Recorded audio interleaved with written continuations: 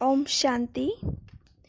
मधुबन के गुरुमुख दादा अपना अनुभव इस प्रकार सुनाते हैं कि मैं आज से 45 वर्ष पहले 50 साल की उम्र में ज्ञान में आया। जहाँ मैं रहता था वहाँ उस समय ब्रह्मा कुमारी बहनों को कोई नहीं जानता था। उन दिनों मैं सहारनपुर में था और रेलवे में नौकरी करता था। उस समय स्टीम इंजन होते थे। मैं असिस्टेंट लोको फोरमैन था।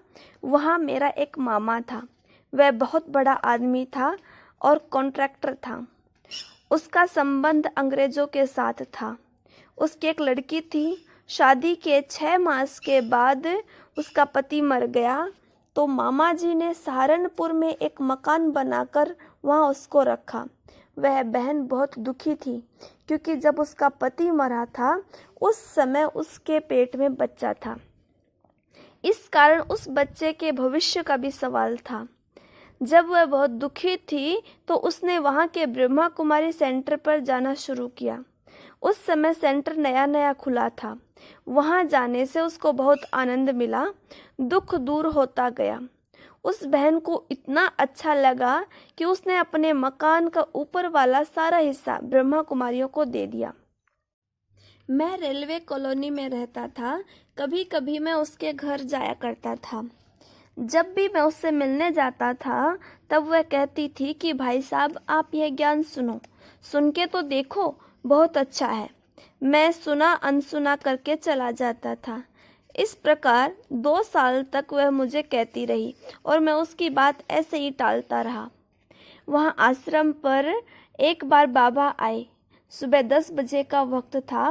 मैं दफ्तर में काम कर रहा था। एक भाई मेरे पास आया और कहने लगा कि आपकी बहन आपको बुला रही है, बाबा से आपको मिलाना है। बाबा बाबा शब्द तो मैं हर बार अपनी बहन के मुख से सुनता ही था।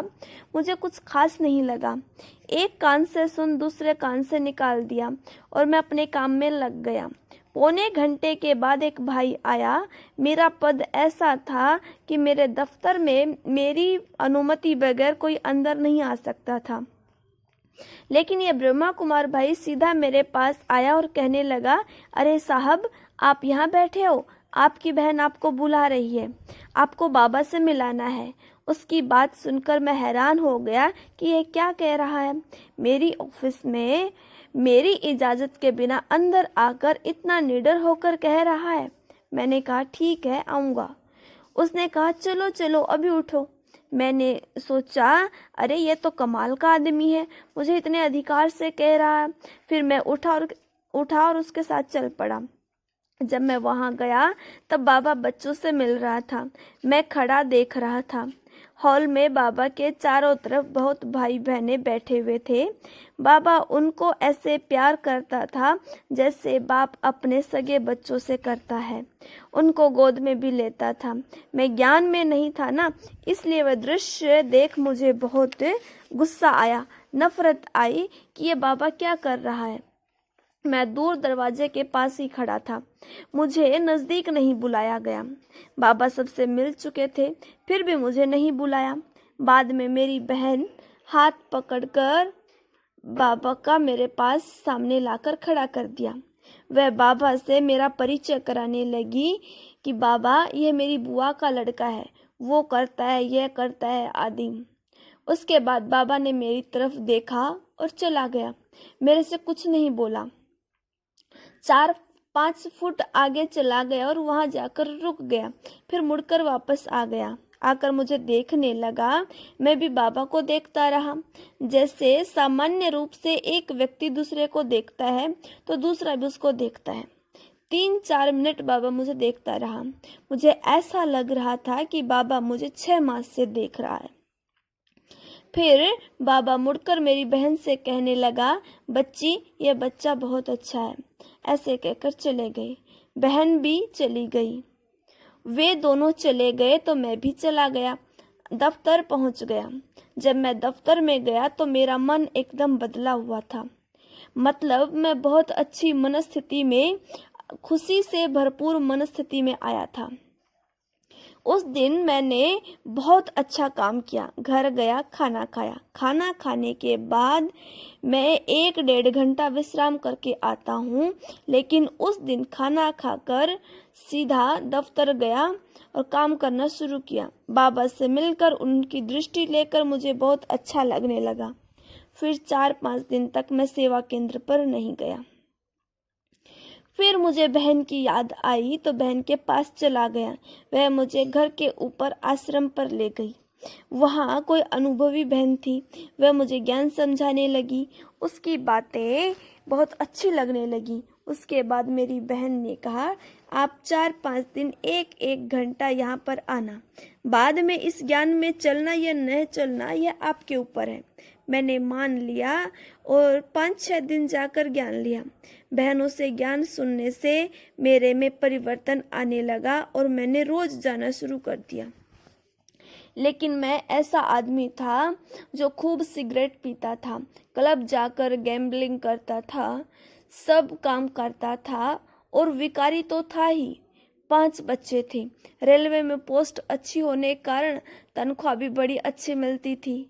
जिस दिन से मैंने आश्रम जाना शुरू किया, उस दिन से मैंने अपनी पत्नी को विकारी दृष्टि से न देखा और न उसका हाथ तक छुआ।